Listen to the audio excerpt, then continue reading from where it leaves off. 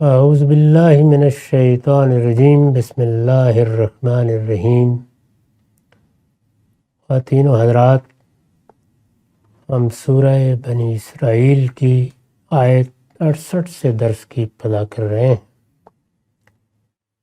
اس سے پیچھے انسان کے ایک عام رویے کی مثال بیان ہوئی تھی،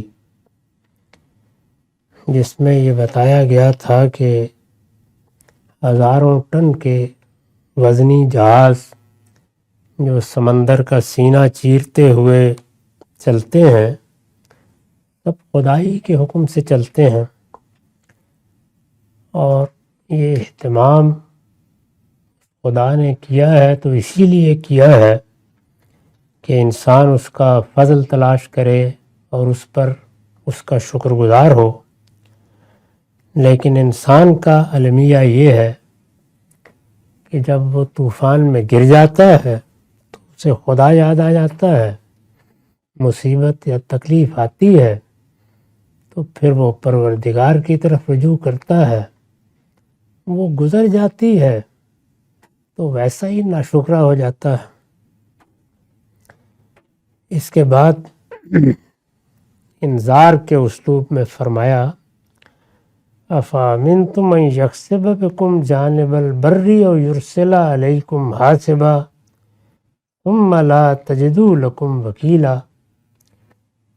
کیا اس بات سے بے خوف ہو گئے ہو کہ وہ اسی خشکی کی طرف لے جا کر تمہیں زمین میں دسا دے یا تم پر پتھر برسانے والی ہوا بھیج دے؟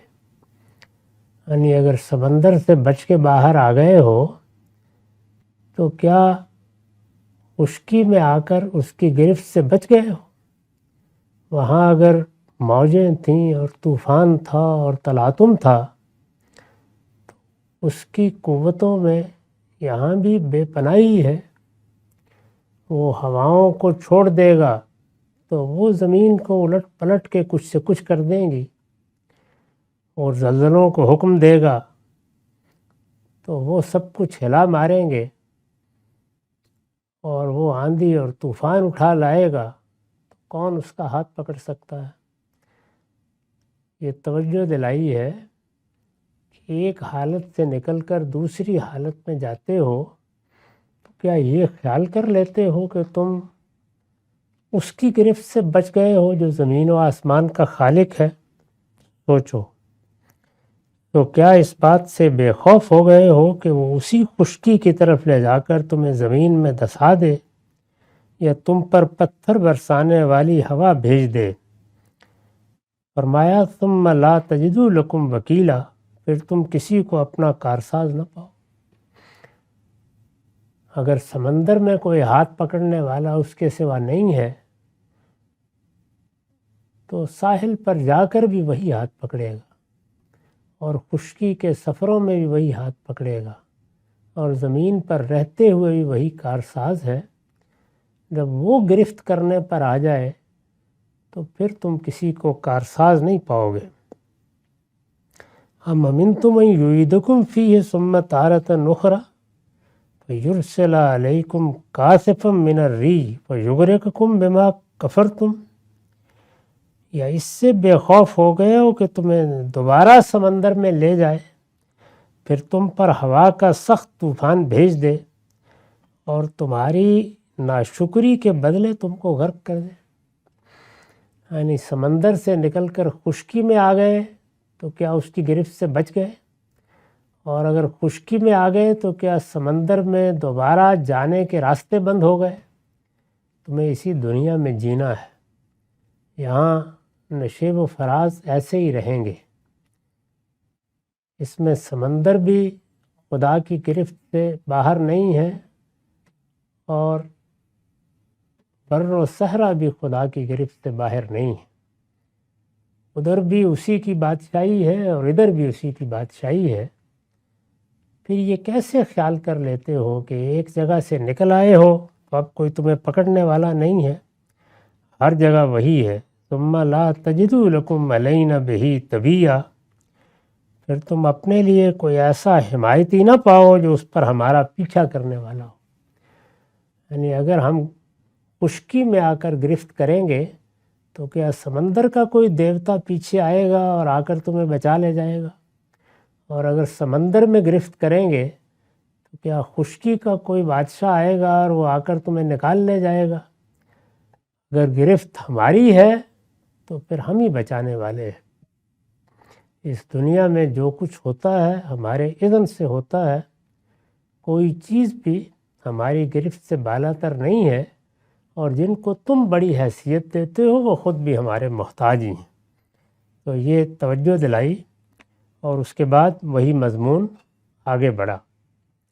ارشاد فرمایا ہے وَلَقَدْ كَرَّمْنَا بَنِي آدَمَ وَحَمَلْنَاهُمْ فِي الْبَرِّ وَالْبَحْرِ وَرَزَقْنَاهُم مِّنَ الطَّيِّبَاتِ وَفَضَّلْنَاهُمْ عَلَىٰ كَثِيرٍ مِّمَّنْ خَلَقْنَا تَفْضِيلًا۔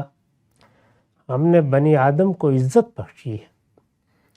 دنیا میں دسیوں ہزاروں مخلوقات گنی نہیں جا سکتی۔ اس کائنات کی وسعتیں اور مخلوقات کا تنوع دونوں حیرت انگیز ہیں۔ اتنی مخلوقات ہیں کہ نہ حشرات میں گنی جا سکتی ہیں، نہ سمندر کے سینے میں گنی جا سکتی ہیں، نہ خشکی پر گنی جا سکتی ہیں۔ یہ سب مخلوقات ہیں جن میں اگر انسان غور کرے تو اسے بڑی عزت بخشی گئی ہے۔ اس کا ایک خاص مقام ہے، اور وہ مقام یہ ہے کہ یہ زمین کا کرہ اس کے اقتدار میں دے دیا گیا ہے۔ وہ اس کی مخلوقات پر بھی برتری رکھتا ہے، اور اس دنیا کی دوسری چیزیں بھی سب اس کے کام میں لگی ہوئی ہیں۔ وہ ان سے خدمت لیتا ہے، اور ایسی غیر معمولی صلاحیتوں کے ساتھ پیدا کیا گیا ہے کہ خود پروردگار نے اپنی تخلیق کے جو کرشمے دکھائے ہیں ان کی نقالی کر کے نئی سے نئی چیزیں اپنے لیے پیدا کر لیتا ہے۔ یہ اقتدار علم میں بھی ہے، عقل میں بھی ہے، بصیرت میں بھی ہے، صلاحیت میں بھی ہے۔ ہر لحاظ سے بڑی عزت کی جگہ پر انسان کو اس دنیا میں رکھا گیا ہے۔ تو فرمایا کہ ہم نے بنی آدم کو عزت بخشی ہے۔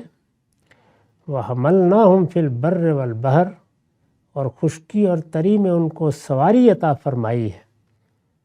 چلنے میں تو وہ بعض دوسرے جانوروں سے بھی کمزور ہیں، لیکن اللہ تعالیٰ ہی نے یہ اہتمام کیا ہے کہ اس کو سواریاں بخش دی ہیں۔ اس کی مخلوقات کو بھی اپنی سواری بنا لیتا ہے، اور اپنے لیے سواریاں ایجاد بھی کر لیتا ہے۔ اس طرح گویا خشکی اور تری میں سفر کی سہولتیں اس پروردگار نے اس کے لیے پیدا کر دی ہیں، جو دوسری مخلوقات کے لیے اس طرح نہیں ہیں، اور ان کو پاکیزہ چیزوں کا رزق دیا ہے۔ یعنی انسان کا معاملہ یہی نہیں ہے کہ وہ چند چیزوں کو استعمال کر سکتا ہے یا اس کی زندگی انہی سے متعلق ہے۔ جانوروں کو دیکھیے تو ان کی خوراک، ان کا ذائقہ بہت محدود ہے۔ وہ اسی دائرے میں اپنے لیے کچھ رزق کا سامان کرتے ہیں، اس میں بھی کچھ ایسا تنوع نہیں ہے۔ لیکن انسان کے لیے اللہ تعالیٰ نے طرح طرح کے ذائقے پیدا کیے ہیں، متنوع سبزیاں اور طرح طرح کے گوشت، اور معلوم نہیں کیا کیا پیدا کیا ہے۔ یہ سب پاکیزہ رزق ہے جو اس کو عطا فرمایا گیا ہے۔ اور پھر آخر میں فرمایا کہ فَضَّلْنَا عَلَىٰ كَثِيرًا مِّمَّنْ خَلَقْنَا تَفْضِيلًا، اور اپنی بہت سی مخلوقات پر انہیں نمایاں فضیلت دی۔ قرآن مجید کا بیان یہی ہے۔ ہمارے ہاں جو اشرف المخلوقات کی تعبیر رائج ہو گئی، وہ اس دنیا میں جو مخلوقات ہیں ان کے لحاظ سے تو بالکل صحیح ہے۔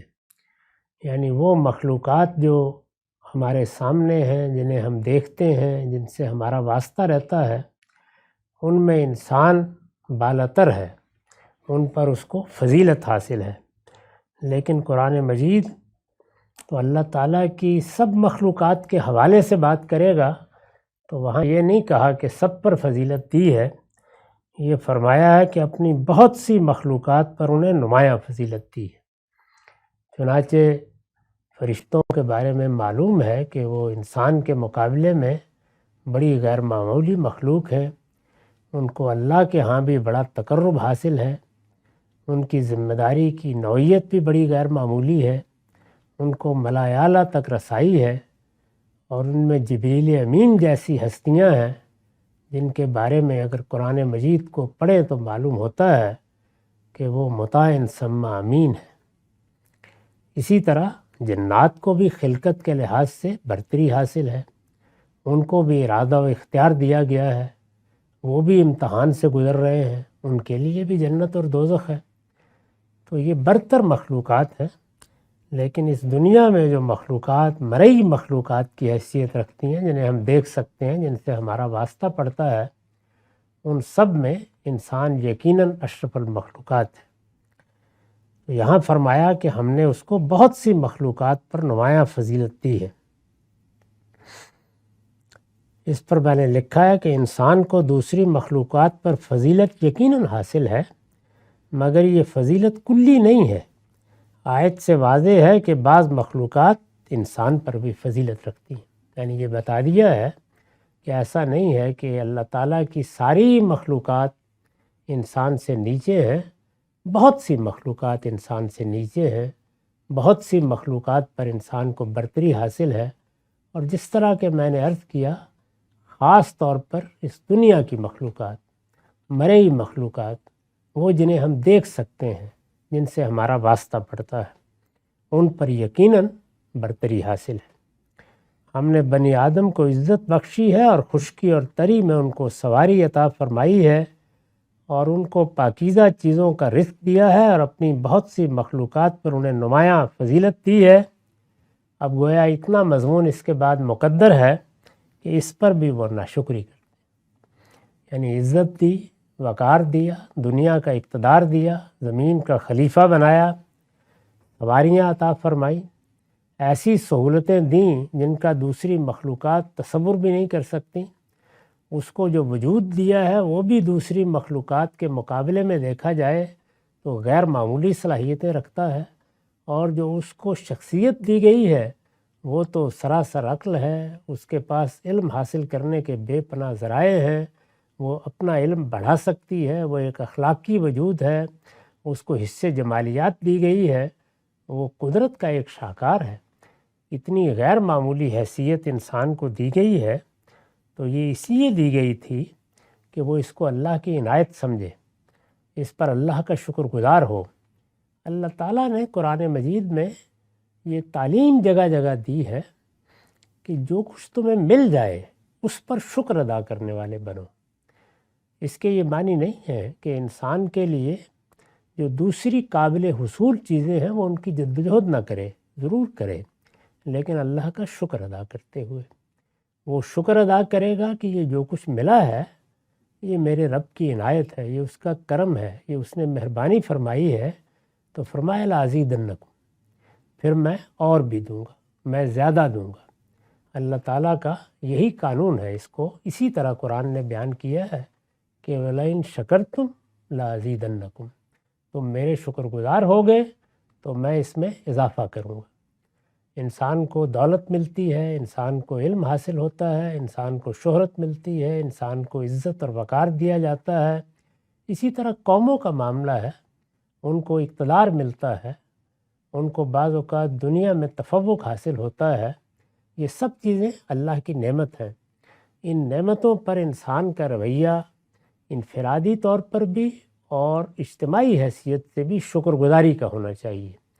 اگر وہ شکر گزاری اختیار کرتا ہے اور اللہ تعالیٰ سے دست بدعا ہوتا ہے کہ وہ اس پر اپنا کرم رکھے تو اللہ تعالیٰ اس میں افزونی فرماتے ہیں۔ لیکن انسان بعض اوقات اپنی حیثیت کا غلط اندازہ لگاتا، غلط توقعات وابستہ کر لیتا، قبل از وقت کچھ چیزوں کو حاصل کرنے کی جدوجہد کرتا، بعض اوقات اتاولا ہو جاتا، وہ کام جو آپ سے آپ ہو جانے ہیں ان کے بارے میں بھی اسکیمیں تلاش کرنا شروع کر دیتا ہے، تو پھر اللہ تعالیٰ ہاتھ اٹھا لیتے ہیں۔ اللہ کا قانون یہی ہے۔ یہاں پر خاص طور پر توجہ دلائی ہے کہ اس پر بھی وہ ناشکری کرتے ہیں۔ یہ سب کچھ پانے کے بعد بھی ان کی اس جانب توجہ نہیں ہوتی کہ یہ شکر گزاری کا موقع تھا، وہ ناشکری کرتے ہیں۔ یوم ندعو کل اناس بامامہم، فرمایا انہیں یاد رکھنا چاہیے جس دن ہم سب لوگوں کو ان کے رہنماؤں سمیت بلائیں گے۔ انسان اسی وقت شکر گزار ہوتا ہے جب وہ آخرت کے بارے میں متنبع رہے۔ چنانچہ ناشکری پر تنبیہ کی تو ساتھ ہی توجہ دلائی کہ انسان کو ہمیشہ یہ بات یاد رکھنی چاہیے کہ ایک دن وہ اپنے پروردگار کے سامنے پیش کیا جائے گا۔ انہیں یاد رکھنا چاہیے جس دن ہم سب لوگوں کو ان کے رہنماؤں سمیت بلائیں گے۔ رہنماؤں سمیت بلائیں گے، اس پر میں نے حاشیہ لکھا ہے، یعنی اچھے لوگ اپنے رہنماؤں کے ساتھ اور برے لوگ اپنے رہنماؤں کے ساتھ۔ استاد امام لکھتے ہیں، ہر گروہ کو ان کے لیڈروں اور مقتداؤں کے ساتھ جمع کرنے میں اعزاز و تکریم کا پہلو بھی ہے اور اتمام حجت کا پہلو۔ یعنی اگر اچھے لوگوں کو ان لوگوں کی معیت میں اٹھا کھڑا کیا جائے گا جن کی وہ پیروی کرتے رہے تو یہ اعزاز اور اکرام کی بات ہے۔ اسی کو اللہ تعالیٰ نے اپنی بہت بڑی نعمت قرار دیا ہے۔ چنانچہ قرآن مجید میں فرمایا ہے کہ ہمیشہ دعا کرتے رہو کہ تم قیامت میں اٹھو تو ان لوگوں کے ساتھ ہو جن پر اللہ نے اپنا انعام فرمایا ہے۔ یہ ظاہر ہے کہ اسی صورت میں ہو سکتا ہے جب یہاں بھی انسان کا آئیڈیل، انسان کے لیے نمونہ وہی ہستیاں ہوں۔ چنانچہ ان کو باقاعدہ متعین کر کے نمایاں کر دیا ہے۔ فرمایا ہے کہ اولئک مع الذین انعم اللہ علیہم من النبیین والصدیقین والشہداء والصالحین۔ وہ لوگ جو یہاں اللہ کی فرما برداری کا حق ادا کریں گے انہیں قیامت میں نبیوں کی معیت حاصل ہوگی۔ یعنی وہ اٹھیں گے تو اپنے اپنے پیغمبروں کی رہنمائی میں اٹھیں گے، ان کی قیادت میں اٹھیں گے، اور ان کا ٹھکانہ ہوگا تو اس جگہ ہوگا جو اللہ نے اپنے پیغمبروں کے لیے خاص کی ہے۔ پھر فرمایا صدیقین کے لیے خاص کی ہے، یعنی جن لوگوں کو پیغمبروں کا زمانہ ملا اور انہوں نے آگے بڑھ کر ان کی تصدیق کی، سب سے پہلے ان کی تصدیق کی، بغیر کسی تردد کے ان کی تصدیق کی، جن کے لیے پیغمبروں کی دعوت ایسی دعوت بن گئی کہ میں نے یہ جانا کہ گویا یہ بھی میرے دل میں ہے۔ ان کے لیے قرآن مجید میں صدیق کا لقب ہے۔ پھر شہداء، یعنی انہوں نے اللہ کے دین کی گواہی دی، پیغمبروں کی عدم موجودگی میں گواہی دی، اور اگر اپنی جان بھی اس کے لیے دینی پڑ گئی تو دینے کے لیے تیار رہے۔ یہ سب کے سب انسانیت کے گلہائے سرسبد ہیں۔ اللہ تعالیٰ اس دنیا میں اپنی جنت کے لیے جن لوگوں کا انتخاب کر رہا ہے یہ ان میں سے نمونے کی شخصیات ہیں، انبیاء، صدیقین، شہداء، اور آخر میں عام صالحین، اللہ کے نیک بندے۔ تو یہ فرمایا کہ ان کی معیت ہوگی، ان کی قیادت ہوگی۔ اسی طرح سے دنیا میں بھی انسان کچھ ایسا واقع ہوا ہے کہ وہ مذہب، دانش، علم اور اسی طرح سیاسی معاملات میں اپنے رہنماؤں کا انتخاب کر لیتا ہے، ان سے ایک طرح کی وابستگی محسوس کرتا ہے۔ یہ بھی دیکھنا چاہیے کہ قیامت میں کیا انسان ان کی معیت میں اٹھنا پسند کرے گا؟ تو اس انتخاب میں بھی پہلی چیز یہی ہونی چاہیے۔ اگر یہ پہلی چیز بن جائے تو بہت سی حماقتیں جو ہم انتخاب میں کرتے ہیں وہ اس طرح نہ ہوں۔ یعنی سب سے پہلے پھر انسان سیرت دیکھے گا، کردار دیکھے گا، پھر یہ دیکھے گا کہ علم سچا ہے، ہدایت یافتگی کے ساتھ حاصل ہوا ہے، پھر ان چیزوں کو معیار بنائے گا۔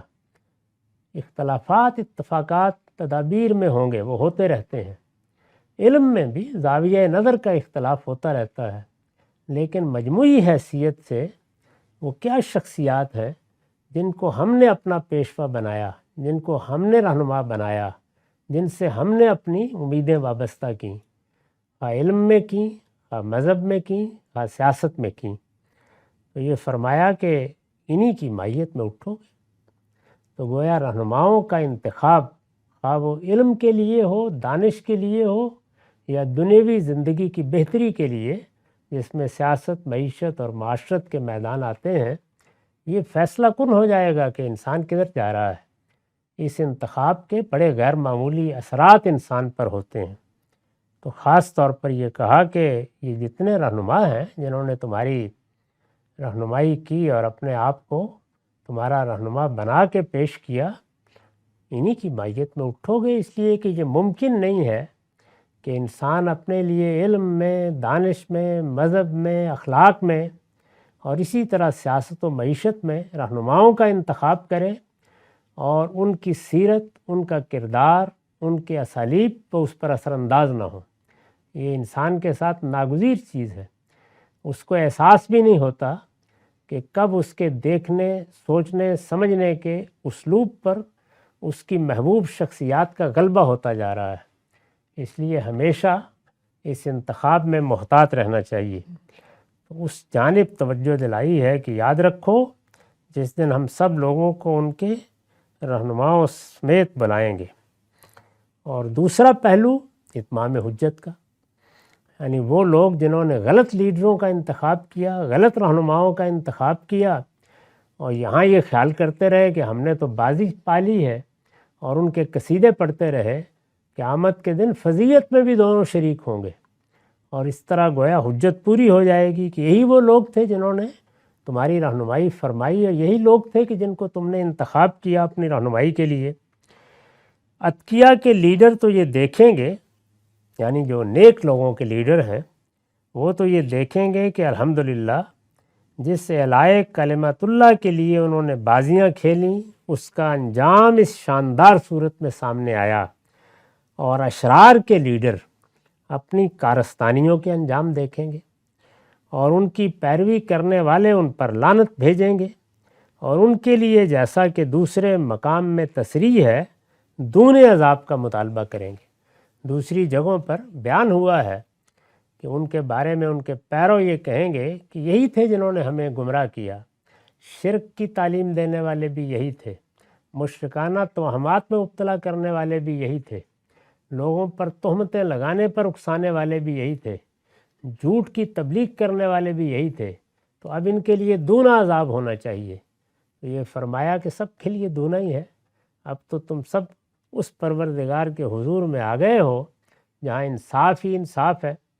تو یہاں بھی توجہ دلائی کہ یاد رکھو اس دن کو جس دن ہم سب لوگوں کو ان کے رہنماؤں سمیت بلائیں گے۔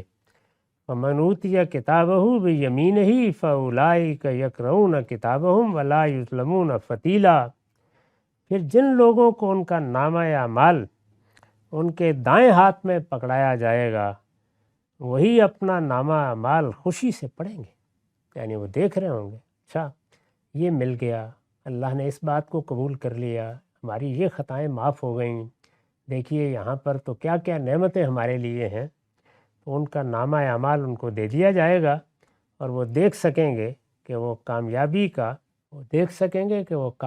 کا سرٹیفکیٹ ہاتھ میں پکڑے ہوئے ہیں اور خوشی سے پڑھ رہے ہیں۔ لا یظلمون فتیلا، اور ان کے ساتھ ذرہ برابر ناانصافی نہ ہو۔ اللہ تعالیٰ ٹھیک جو کچھ انہوں نے کیا اس کا نتیجہ ان کے سامنے لے آئیں گے، انصاف کے ساتھ اللہ کا فیصلہ ہوگا۔ یہ پہلا مرحلہ ہے، اب وہ درگزر کے مراحل اس کے بعد آتے ہیں اور وہ قرآن مجید میں مذکور ہیں، یعنی جن لوگوں کے ساتھ اللہ تعالیٰ پھر کرم فرمائیں گے، معاف کر دیں گے، وہ بات کا معاملہ ہے۔ تو پہلے مرحلے میں تو یہ ہے کہ یہ لوگ ہیں جو کامیاب ہو گئے، ان کا نامہ اعمال ان کے دائیں ہاتھ میں ہوگا۔ یہ نامہ اعمال دائیں ہاتھ میں ہوگا، یہ قرآن مجید نے قیامت کی خبر دی ہے۔ اسی کی یاد دہانی کے لیے پیغمبروں نے اس کی سنت قائم کی کہ ہم ہر کام میں دائیں کا خیال رکھیں گے، خاص طور پر کھانے پینے کے موقع کے اوپر۔ یہ یاد دہانی ہے، علامت مقرر کر دی تاکہ جب بھی آپ کھائیں پئیں، اور کھانا پینا چونکہ ایک ایسی چیز ہے جو ہمارے ساتھ ہر وقت لگا ہوا ہے، تو اس میں اگر دائیں ہاتھ کا خیال رکھیں گے تو یاد آتا رہے گا کہ اعمال بھی وہی کرنے ہیں جو وہاں اس قابل کر دیں کہ وہاں ہمارا نامہ اعمال ہمارے دائیں ہاتھ میں پکڑایا جائے، وہی اپنا نامہ اعمال خوشی سے پڑھیں گے۔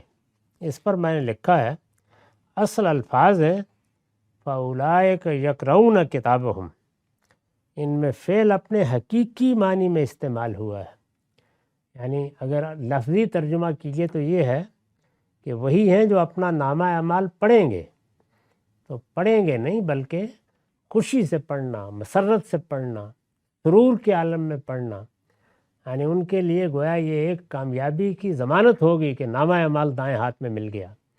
تو یہ جو پڑھنے کی کیفیت ہے اس کو یہ فعل ادا کر رہا ہے۔ عربی زبان میں اسی طرح موقع و محل کے لحاظ سے فعل اپنے اندر کسی مفہوم کا اضافہ کر لیتے ہیں، اگرچہ وہ لفظوں میں اس طرح نہیں ہوتا۔ تو میں نے اس کو ادا کر دیا ہے کہ وہ خوشی سے اپنا نامہ اعمال پڑھیں گے۔ ان میں فعل اپنے حقیقی معنی میں استعمال ہوا ہے، اس سے یہ اشارہ مقصود ہے کہ جن کا اعمال نامہ ان کے بائیں ہاتھ میں پکڑایا جائے گا، وہ اس کو پڑھنا تو ایک طرف، اس کو لیتے ہی پیٹھ پیچھے چھپانے کی کوشش کریں گے، یعنی پڑھنے کی طرف جائیں گی کیوں، تو نظر آ رہا ہوگا کہ سیاہ ہے، اور اپنی بدبختی پر اپنا سر اور اپنا منہ پیٹیں گے۔ تو اس وجہ سے ہر آدمی کو یہ صحیح کرنی چاہیے کہ وہ یہاں پر بھی اپنے اس نامہ اعمال کو حاصل کرنے کی جد و جہد کرے۔